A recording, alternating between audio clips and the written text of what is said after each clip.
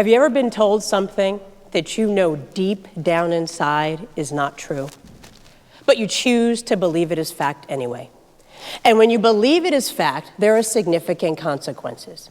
Kind of like we were told to believe that there were weapons of mass destruction in Iraq. And the significant consequence was the loss of almost 5,000 American soldiers who were killed in the Iraq War. Women and girls are told things all the time that are not true, and too often they believe them. Girls are told, you're no good at math. Women are told you are better off taking care of the babies than business. Both of these narratives are told too many times. Both are false, and both have significant consequences.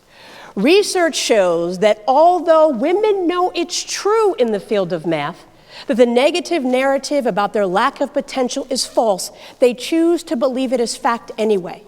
And when they do, the belief in that gender stereotype negatively and significantly impacts their self-esteem. Researchers have also experienced something called stereotype threat.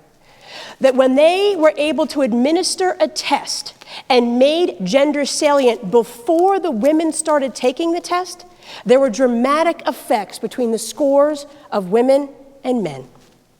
And when it comes to the narrative in business, well, you should know that's not true. Women account for 8 million businesses in the United States and contribute $1.2 trillion to the U.S. gross domestic product. Too often, these negative narratives have a significant impact on an individual and group's self-esteem. Luckily, while these negative narratives have existed for centuries, there have been a few women who've been able to change the negative narratives in their mind and then go on to change it in the minds of others. For example, did you know that a woman created Kevlar, which saves lives every day? Did you know that a woman created windshield wipers, which allows us all to see? Did you know that a woman created the Apgar scale, which is saving babies in emerging and developed countries at every moment in time? Most impressive, did you know that a woman created the computer compiler, which translates source code into programming language? There are a history of negative narratives, and luckily, there are a few successes. Too often, we are raised to believe things that we know deep down inside are not true. But we are expected to take on these narratives as if they are our own. I had the privilege to attend an all-girls Catholic school at the beginning of my academic career. And I remember one day in particular.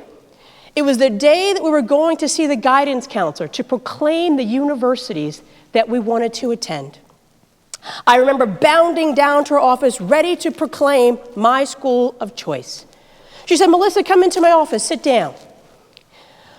So tell me, which schools do you want to apply to?" And I said, "Georgetown." And she said, "That's lovely. What other schools would you like to apply to?" And I said, "Just Georgetown." And we went back and forth and back and forth, and she tried to convince me to come up with a list of many other schools, and most importantly, to find a safety. Well, needless to say, I knew it was time for me to leave. And while I was leaving her office, I realized that I should have been more disappointed that she believed I shouldn't apply. But I was pretty darn upset, because you couldn't say pissed in the Catholic school, that she assumed I would not get in. So why do we have these negative narratives? Fear. Fear of our power. Fear that we may take someone else's power away. The author of these negative narratives are fearful that they will be less than if someone else has more than they do. Fear. It's a dangerous thing with dangerous consequences. Now, the crazy part is that these negative narratives are not just in the minds of women and girls, but boys and men as well. My wife and I have 6 kids, 4 girls and 2 boys. And you best believe we have heard it all. Unfortunately, I've come to realize that it is way too easy for us to accept negative narratives about others, even when we know they're not true, because we are fearful when we stand up to state the truth because those negative narratives are so prevalent. However, the only way to break the vicious cycle of mistruths is for us to say something. We must all change the individual narratives in our own minds in order to change the meta-narrative. Now, you may remember I just shared some great examples of women who were changing history and changing the narrative. Unfortunately, too often, those are written off as anomalies. Those individual one-offs, yeah, she did it, but that's not the norm, as we tell ourselves and we tell others. Well, I am thrilled today to be able to say there's finally some research that demonstrates that women are innovators, economic drivers, and great investments. The Peterson Institute for International Economics and EY conducted a study of 21,000 global, publicly traded companies in 91 countries from diverse sectors and industries. The research found that when women were at least 30% of senior management, there was a positive 6% contribution to the net profit margin. Now, I realize I might have convinced you yet. Women on boards of directors contribute positively to the bottom line financial performance. 66% return on invested capital, 3% return on equity, and 42% return on sales. One that was most striking to me is that women account for 1.2 million top wealth holders in the United States. They comprise 43% of Americans who have total gross assets of $1.5 million or more. Now, in case you're still not convinced, here's my favorite. Women-owned companies with venture capital backing generate 12% higher revenue than men, use 1/3 less committed capital than men, and have 15 to 25% lower failure rates than men. Now, you may say, that's great, that's lovely, and I know I can go on and on and on with facts. That's what I do every day in class. But that's not what's important. The facts are helpful, but what I need is action, your action. I need you and you and you and you, kind of feel like Oprah, and you and all of you, to change the negative narrative about women.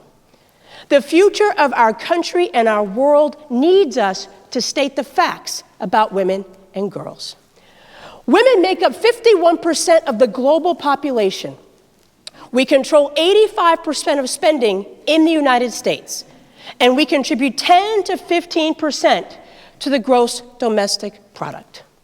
For the sake of their emotional intelligence, but for most importantly, the sake of our collective global economic success, we must celebrate the fact that women and girls are powerful. Now, luckily, of late, there have been more narratives that are changing, particularly young women all around the world who are innovating, who were able to change that negative narrative very early on in their minds and are beginning to change it in their communities, in their countries, and in the world. Meet Muna Abu-Suleiman. She is a UN ambassador, a TV anchor. She figured out how to harness the internet to be able to train women for jobs in the Middle East, which is no small feat. Meet Rapalang Rabana.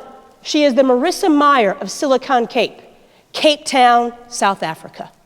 She created the country's first voice-over internet protocol, and now she was using her tech skills to transform education for girls and boys. And last but not least, meet Leila Takayama.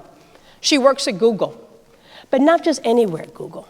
She works in the Moonshot division researching human and robotic interaction. I don't know about you, but these women are making the future look pretty darn bright. Now, you may say, that's nice, but why do I really have to change these negative narratives? Well, ask Charles Malik. He was an ambassador an economist, and a professor at Harvard and American universities. And he said the fastest way to change society is to mobilize the women of the world. There is no doubt that you are saying, well, that is fabulous, that's lovely. You go on, girl, with your bad self. You go change that narrative day by day in the classroom. But the reality is, this is not my journey. This is our journey. We must change the tapes in our mind with these negative narratives and be willing to stand up and state the facts. So I got something for you. If you hear something, say something. Women, next time you're in a meeting, or you're at a conference, or you're sitting on the subway, or you're sitting in your boss's office, and he or she says something that you know is not true about women and girls, and more importantly, about you, then say something. Men, next time you hear something about women and girls that you know darn well is not true, then stop. Rewind the tape in your head and state the truth. Women and girls are powerful. Now, I trust that at least one of you is going to go out there and try this exercise. And you may say, well, you know what? I'm sure not going to remember all that research and those facts that you shared. And that's okay. The facts are important. But if we are able to harness and compile a series of positive stories, then that will begin to change the negative narrative. So when you go out there and you say, okay, hey, you know what? Let me tell you something about women. And you don't remember the stats and the facts, then remember a story.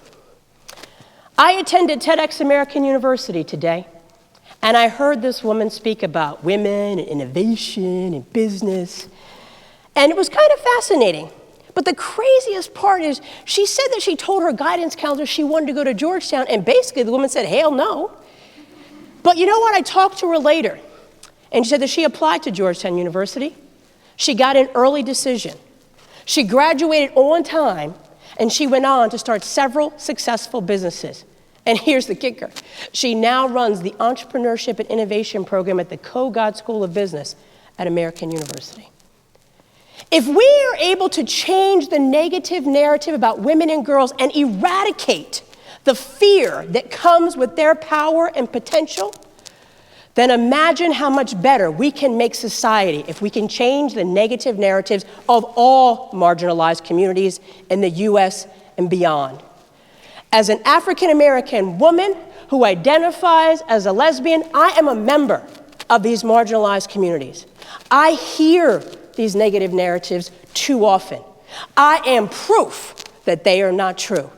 And unfortunately, every day in class, on the news, and in countries, I see the significant negative consequences when we do not change the negative narrative and state the facts. Thank you.